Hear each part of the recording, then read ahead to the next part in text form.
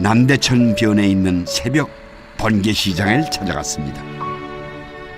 번듯한 가게가 없는 가난한 상인들이 모이는 곳.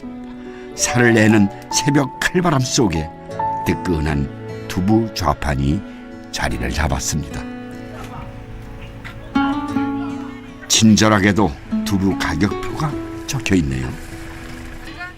가격 정찰제인가 싶었는데 알고 보니 두부 파는 할머니가 말을 못하시는 분입니다. 하지만 사인들끼리 의사소통하는데 전혀 불편이 없어 보입니다. 워낙 오랫동안 함께 고생하며 시장밥을 먹어온 사이이기 때문이죠.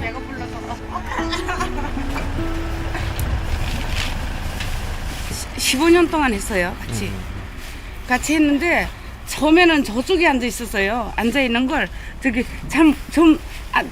두부 장사가 안 되고 이러니까 막 울었어요. 그런 거 내가 안 되겠어서 내 옆에 모셨어요. 번개시장에선 먼저 자리 잡는 사람이 임자입니다. 꼭두 새벽부터 부지런을 떨어야 좋은 자리를 잡을 수 있습니다. 오늘은 운 좋게도 개시가 빠릅니다. 단골 손님이 새벽부터 찾아왔습니다. 파는 사람도 사는 사람도 말이 없습니다.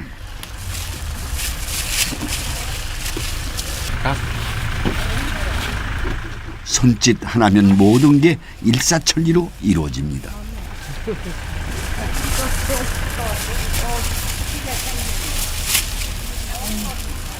얼마요?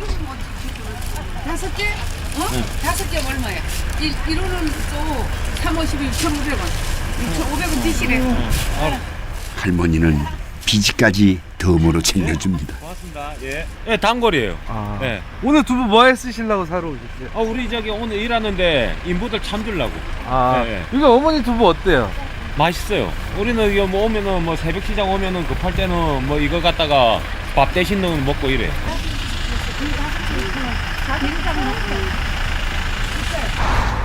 날이 밝아오자 아침거리 사러 나온 사람들로 시장은 눈꽃 뜰 새 없이 바빠집니다. 아무리 많은 손님이 한꺼번에 몰려도 할머니는 문제가 없습니다. 말을 못하는 대신 할머니는 보통 사람들보다 계산도 빠르고 손도 빠르기 때문이죠. 굳이 맛있다 말하지 않아도 먹어본 사람들은 이제 알아서 할머니를 찾아옵니다. 왜 자주 여기 이용하세요? 맛이 좋으니까 싸고. 말이 필요 없는 두부의 맛. 강릉엔 할머니처럼 매일 새벽 뜨끈한 두부를 빚어내는 사람들이 모여 사는 곳이 있습니다. 바로 초당마을이죠. 소나무 향기에 취해 걷다 보니 구수한 내음이 마을 어귀에 진동을 합니다. 두부 빚는 냄새입니다. 얼마나 오래 얼마나 많이 두부를 빚었는지 집은 온통 그름으로 뒤덮여 있습니다.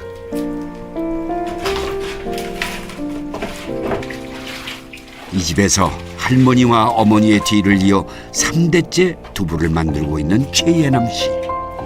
매일 아침 12시간 불린 콩을 갈아 두부 만드는 일을 시작합니다. 두부를 빚는 건 마치 인생을 노조가는 일만큼 어려운 일 같습니다. 어릴 때부터 늘 보아오던 일이라 자연스레 시작했지만 10년을 해도 어머니 솜씨를 흉내내기 힘듭니다. 못 믿어오신지 어머니가 부엌으로 나오십니다. 물을 안 끓여.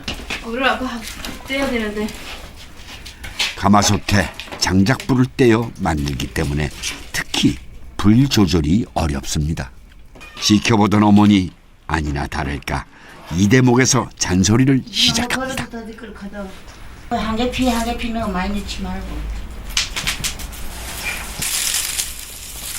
확 집어넣어. 불을 빨리빨리 떼, 빨리 끓지. 아이고, 안 하던 짓도 했어. 너무 많아서? 그래. 불이 제일 중요해요. 너무 많이 떼도 단내나고 탄내나고 또 너무 안 떼도 또 더디 끓끓해요. 불이 제일 중요하고.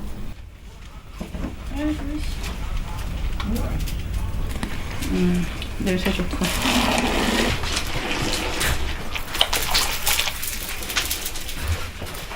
적당한 농도와 맛을 간직하기 위해 늘 누군가 지켜봐야 하는 음식. 아마 두부처럼 사람 손을 많이 타는 음식도 없을 겁니다.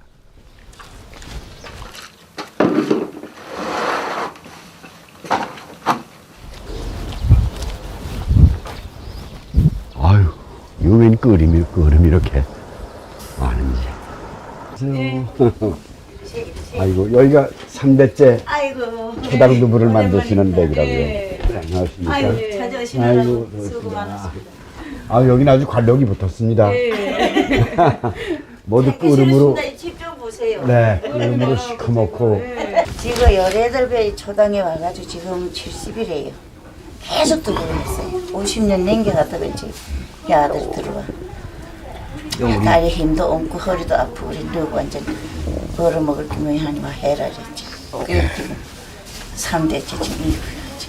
옛날엔 시중에가 많이 팔았죠. 지금 이거 미아가 싣고 가서 팔고 이런. 지금은 이런 비닐 봉다리 있잖아요. 옛날 저 할 때는 그런 게 없어가지고 호박잎, 저 오동남 이파리 뜯어가지고 거기다 이제 싸서. 두부를 싸서 넣어드리고 그랬어요.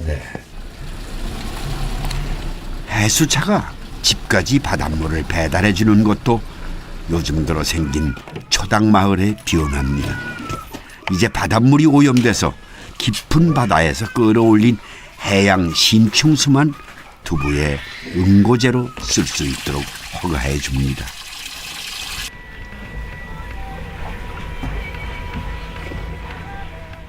해수를 바다에서 이제 지하수를 뽑아서 그걸 이제 좀 청정리가 좀 깨끗하니까 지하수를 뽑아가지고 이제 두부 만드는데 이제 쓰면 이제 간이 이제 잘 맞는다고 하니까 그걸 쓴 것 같아요. 강릉엔 염전이 없어 두부의 응고제인 소금이 귀했습니다.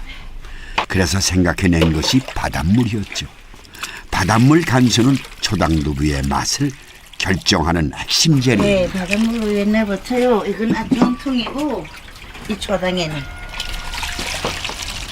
이 바닷물로 해서 이름이 나는 거예요. 양갈양갈해요. 아직 더 윤해요. 두부가 카늘카늘한 게. 깨끗한 바닷물을 국물 위로 뿌려주니 하얗게 두부꽃이 피어납니다. 하지만 이 두부꽃을 보기 위해 어머니는 늘 허리가 휘어야만 했습니다. 지금에는 차가 있고 약가게 있으시오지. 그때 눈이 오면 그 눈 위에 한돈 씌고 오다가 엎어졌다 둥 깨고 바닷물 다 쏟고 또 와가지고 새로 또 둥 가지고 또 요 오고 이랬잖아요. 엄동설안에도 살기 위해 두부를 만들었고 한여름 불볕도 위에도 뜨거운 가마솥을 지켜야 했습니다. 늘 무거운 돌덩어리를 들어 나르고 두부를 짜야 했기에 손목이며 허리도 성할 날이 없습니다. 대대로 이어온 맛의 비법은 대단한 기술에 있는 게 아니었습니다. 몸을 아끼지 않고 마음을 아끼지 않는 땀의 대가였습니다. 초당두부가 드디어 맑은 얼굴을 드러냅니다. 바닷물에 응고된 순백의 기운, 이 두부 한 모를 얻기 위해 모녀는 그동안 얼마나 뜨겁고 모진 시간들을 견뎌냈을까요?